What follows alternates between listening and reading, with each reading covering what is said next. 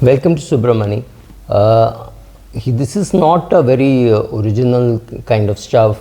I've done different videos on the thumb rules of investing. Here are some thumb rules of, or I would call them mathematical thumb rules of investing. But remember, look at the thumb. The thumb looks so different from other fingers. So thumb rules are not always to be copied without understanding what it means. These are nice rules to know for you to remember certain things, but it does not mean they are very accurate. Let us take a simple thing. There is something called rule of 72. Rule of 72 tells you that in how much time will your money be doubled. So if you are getting 8% return in a fixed deposit, 72 divided by 8 is 9. So in 9 years your money will double.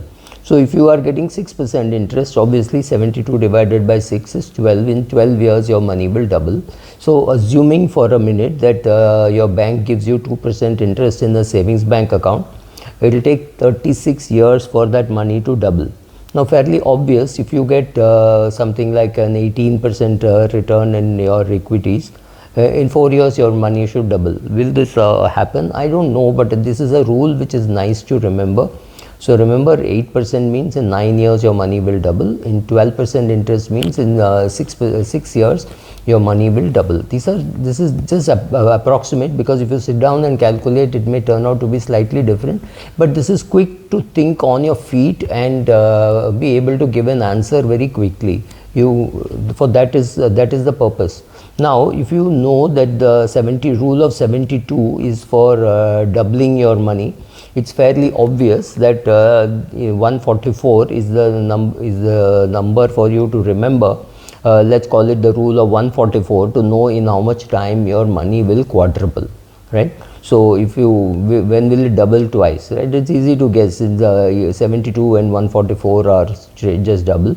So 144 divided by 12. So in 12, if you get 12% return in 12 years, your money will 144 divided by 12. So in 12 years, your money would go up 4 times.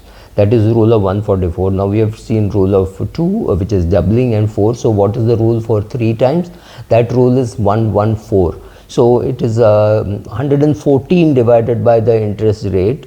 Is how much time your money will take to go up 3 times. Now these are all useful things to know when you are calculating very long gestation period projects, or when you are saying in how much money, well, practically the question is, if I know in how many years the money is going to double, I can always look at it and say, okay, if I give so much money to my son or my grandson at this age, how much money will he have at the age of 60, right? So if you know that the money is going to double every, let's say 8 years, and if you give it to your 20-year-old son, right, or a 20-year-old grandson, you say, okay, here I am giving you 1 crore at the age of 20.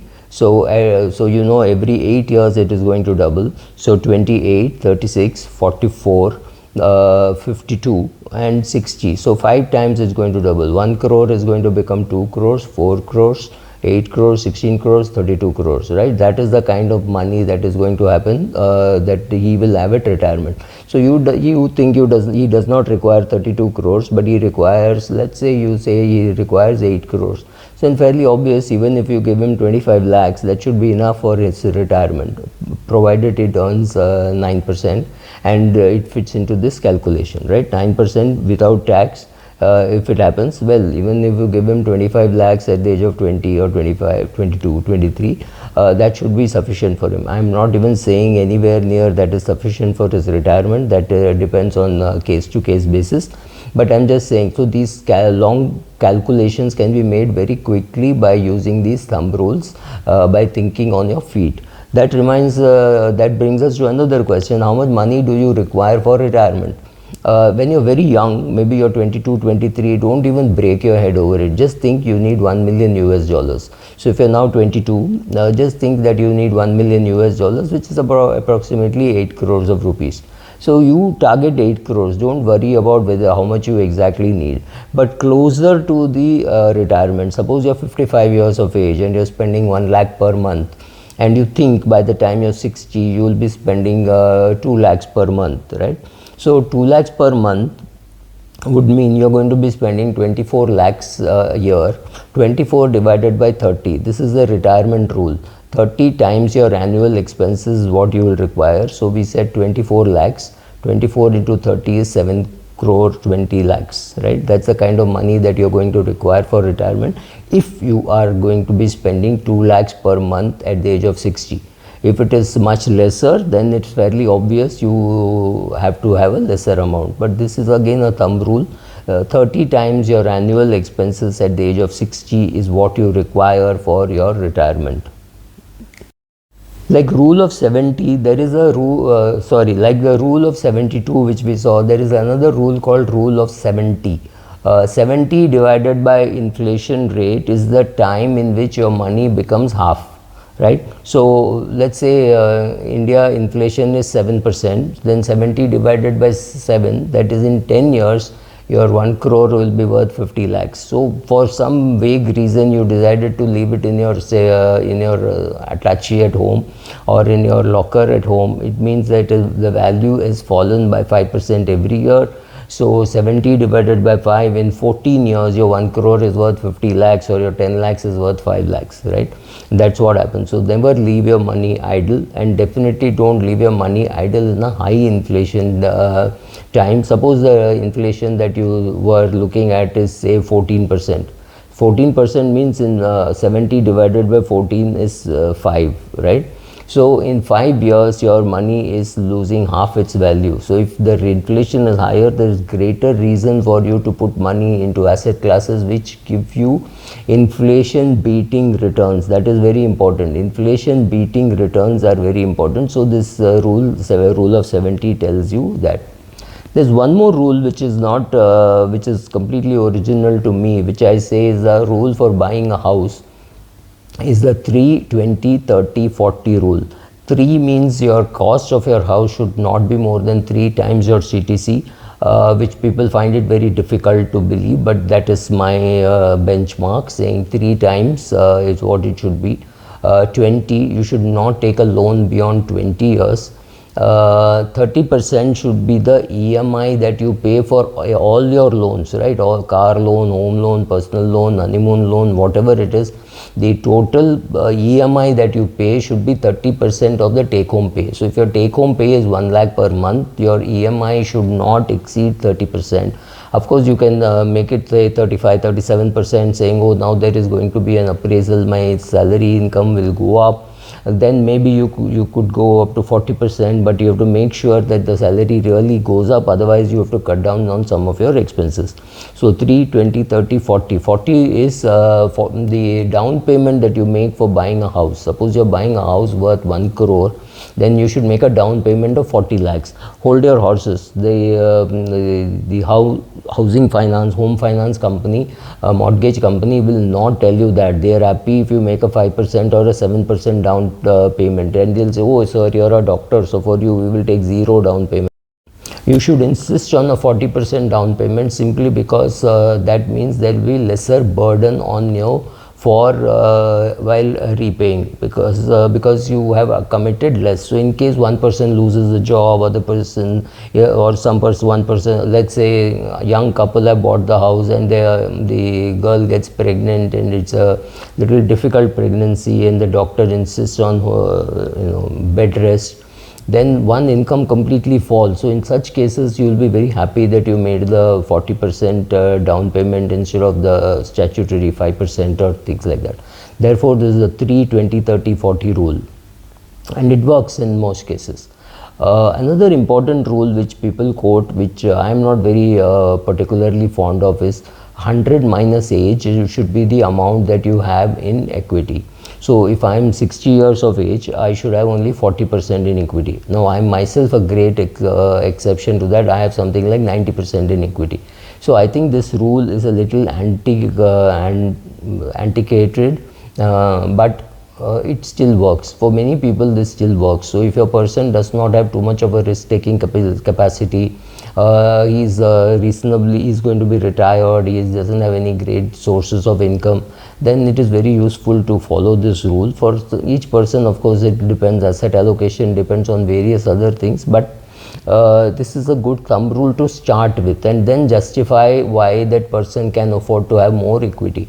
So even if you meet a senior person who is, I mean, when I say senior, I mean a person with a lot of money, 65 years of age, it is nice to start by explaining this rule, that the law says the rule is 55%, 100 minus 55, so only about 45% of your money should be in equity. However, since you have said you have more asset, you have a lot of assets, you have nobody dependent, your wife is also earning, therefore we are increasing it by x percentage, right? For each one of this you add 2%, so you say instead of 45% in equity, we are coming to 62% in equity. You have added these numbers. At least the client knows what you are doing and why you are doing, why you are saying you can take more risk.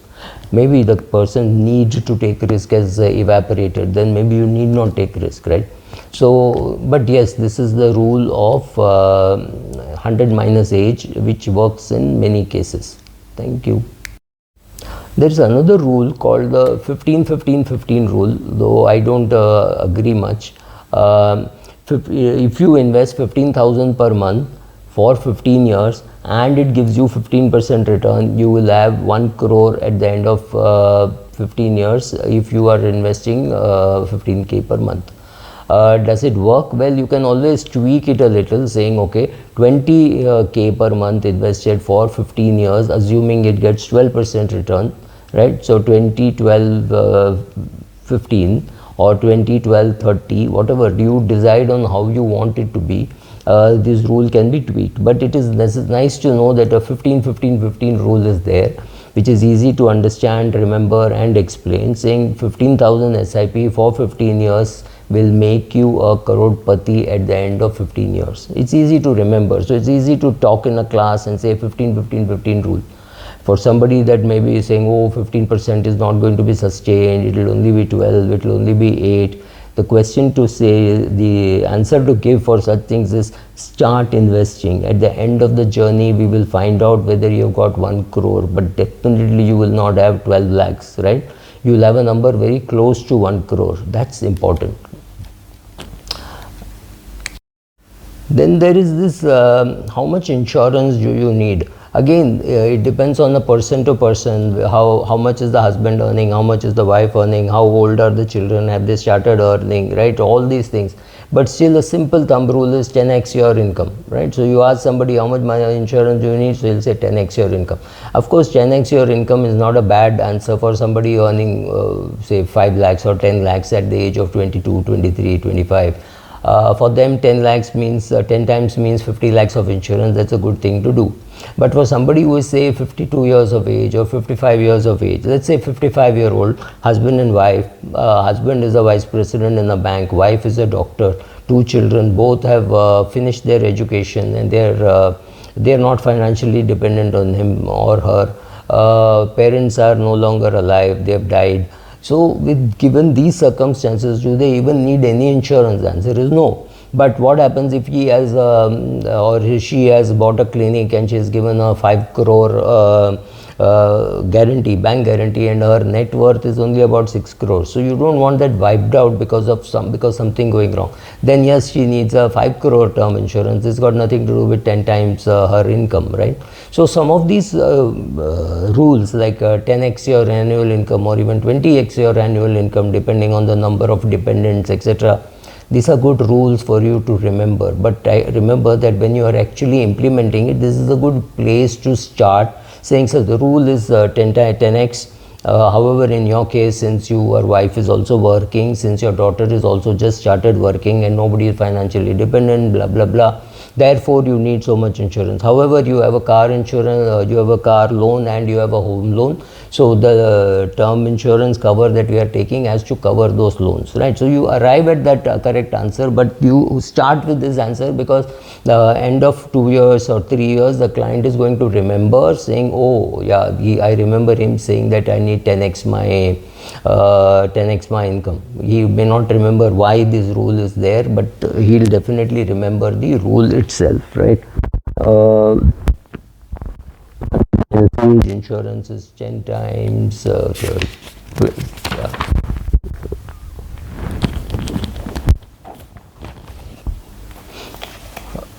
How much of emergency fund should I have? So somebody can make it for three months, somebody can have 6 months expenses, so take your pick.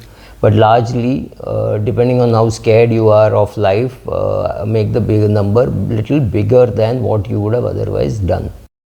One more rule on how much of car should you buy.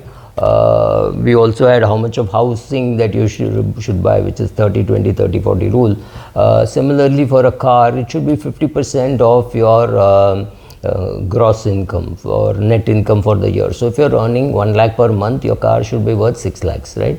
6x your monthly income is what your car should be worth. You should not be taking a loan for more than 4 years, and all your EMIs put together should not be more than 30%. If you don't have a car, if you don't have a housing loan or any other kind of a loan, this amount will not matter. But if you have a housing loan, if you have some other personal loans, then all put together should only be 30% or 35% at worst of your income.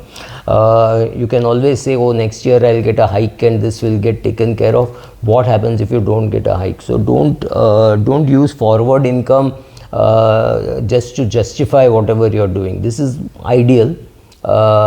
Yes, you can wait for some time, let your salary go up, and then you can buy a better car, right? Any of these things are possible, but yes, this is the rule which says 50% of your annual income, 4-year loan, and you should use your car for at least 10 years.